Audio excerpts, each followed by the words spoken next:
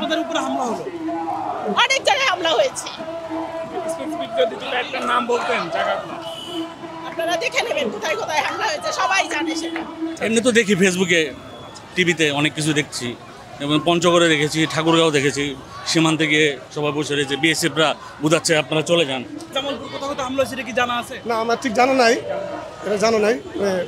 আমরা বৈষম্যহীন একটা সমাজ চাই, যেখানে কোনো ভেদাভেদ থাকবে না, আমরা হিন্দুরা শান্তিতে থাকতে পারবো। কোনো কিছু হলেই আমাদের উপর সবসময় আক্রমণ আসে। আমরা চাই না এরকম আর অতীত হোক, ভবিষ্যতে আর এরকম হোক।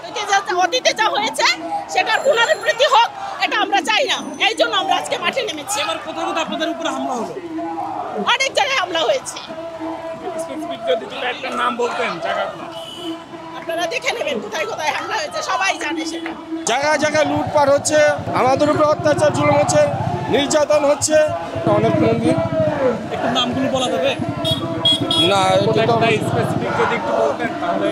মানে স্পেসিফিকলি কি আপনাদের হাতে কোনো লিস্ট বা আপনার কাছে কোনো তথ্য আছে? না, এটা আমাদের হামলা হয়েছে খুলনা, নোয়াখালী, তারপরে দিনাজপুর, রংপুর প্রভৃতি স্থানে মন্দিরে হামলা হয়েছে এবং বাড়িঘরে লুটপাট এবং অগ্নিসংযোগ, লুটপাট, অগ্নিসংযোগ এবং মানে নির্যাতনও হচ্ছে।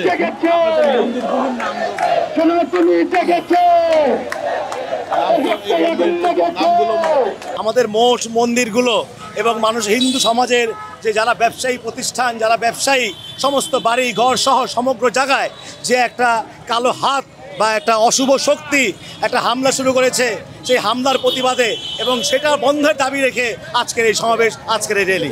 আমরা নামগুলো আমাদের দরকার, একটু যদি স্পেসিফিকলি বলতেন কয়েকটা নাম। এগুলো আমরা কাউকেই চিনি না। আজকে আমরা যেগুলো আমরা ভিডিও ফুটেজ যেখানে দেখেছি, সব টোকাই শ্রেণীর লোকজন, সব বিভিন্ন সেই একটা কোত্থেকে এসছে, এরা কি করছে, এদের কারোই আমরা কোনো দেখে চিনতে পারছি না আমরা। রাজনৈতিক কোনো পরিচয় আছে কিনা? না, এদের রাজনৈতিক কোনো পরিচয় নেই। আমাদের মন্দির আগুন দিয়েছে, আমাদের অনেক মা বোনের ইজ্জত করছে। এখন এটা আমরা বিচার চাই। স্পেসিফিক কি বলবেন যে কোথায় কোথায় হামলা হয়েছে? এটা হয়েছে লোকের ইয়েতে, যে জামালপুর, জামালপুর, মমি সিং, হ্যাঁ, সব জায়গায় হয়েছে বাংলাদেশে। জামালপুর, ময়মনসিংহ। হ্যাঁ, হ্যাঁ, জামালপুরের আমরা মন্দিরগুলোর যদি লিস্ট আমরা করতে চাচ্ছি, তো এই লিস্টে কি আপনার কাছে জামালপুর কোথাও কোথাও হামলা হয়েছে, এটা কি জানা আছে? না, আমার ঠিক জানা নাই, এটা জানা নাই। আমাদের উপরে সংখ্যালঘুদের উপর অত্যাচার হচ্ছে, মন্দির ভাঙচুর হচ্ছে। আমরা তো মনে করেন আমাদের যে বাড়িতে থাকি, এই বাড়িতে আমরা আজকে 1 সপ্তাহ যাবত আমরা নিজেরাই পাহারা দিচ্ছি। আমরা তো ঘুমাতে পারছি না ঠিক মতো।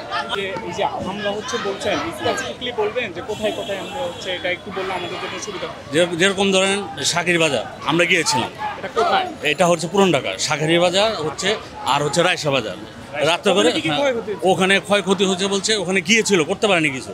আচ্ছা, আর এছাড়া দেশের কোথাও যে এই দুইটা মন্দির ছাড়া আর কোথাও আর কোনো তথ্য আপনার কাছে? এমনি তো দেখি ফেসবুকে, টিভিতে অনেক কিছু দেখছি, এবং পঞ্চগড়ে দেখেছি, ঠাকুরগাঁও দেখেছি, সীমান্তে গিয়ে সবাই বসে রয়েছে, বিএসএফরা বুঝাচ্ছে আপনারা চলে যান, সীমান্ত পাড়ি দেওয়ার জন্য যাচ্ছে, এগুলোই দেখছি আর কি।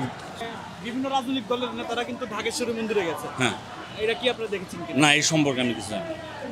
না, এই যে তবে গেছে এটা আমি দেখছি, জামাতের আমিরও গেছে, এটাও শুনেছি আমি, ফেসবুকেও দেখেছি, আমি টিভিতেও দেখেছি। এটা আমি, বিএনপি গিয়েছে, হ্যাঁ, সমন্বয়কারী। সেটাকে আপনারা কিভাবে দেখছেন? আসলে এটা কি রাজনীতি করার জন্য গেছেন? আসলে না না, আসলে মন দিয়ে গেছে।